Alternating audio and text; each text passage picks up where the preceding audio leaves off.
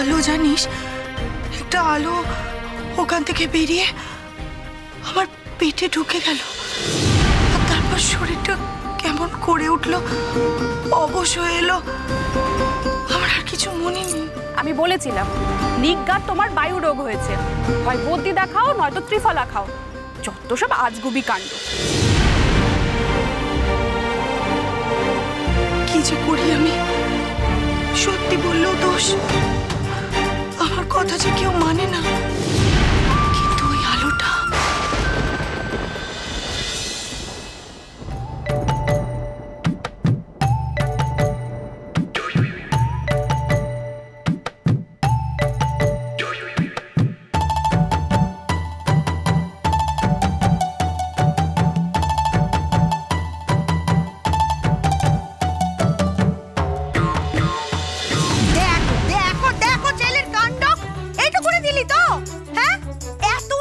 তোর এত নোলা, তুই আমায় বলতে পারতিস তোর আম খাওয়ার ইচ্ছে হয়েছে, আমি তুলে দিতাম। সবটা এটো করে ছাড়লো। তোকে নিয়ে আমি কি করি বলতো? দাঁড়া, তোর আজকে জম্মের শোধ আম খাওয়াচ্ছি আমি। দাঁড়া তোরে, দাঁড়া।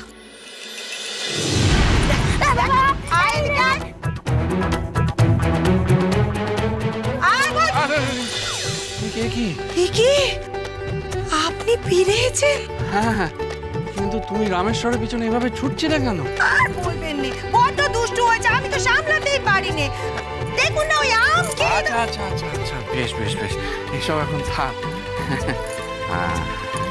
বলছি তোমার সাথে অনেক কথা আছে বুঝলে, তাই আমি তাড়াতাড়ি করে গয়া থেকে চলে এলুম। বৌমা, ও বৌমা, এদিকে এসো, তোমার বাবা এসেছেন।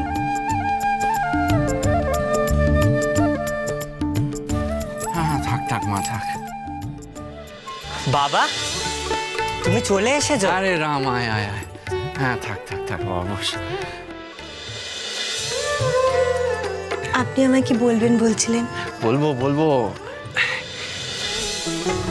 এটা আমি তোমার জন্য এনেছি। পছন্দ হয়েছে?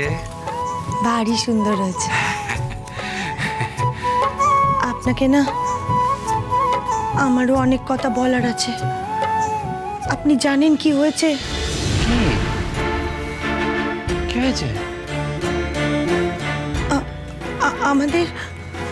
আমাদের এই ঘরে আমি একজন দিব্য পুরুষকে দেখেছি। তারপর শিব পুজো করার সময় শিবলিঙ্গ থেকে একখান দিব্য জ্যোতি বেরিয়ে এসে আমার পেটে ঢুকে গেল। আমার শরীরটা যেন কেমন খারাপ করে উঠলো, আর আমি জ্ঞান হারালাম।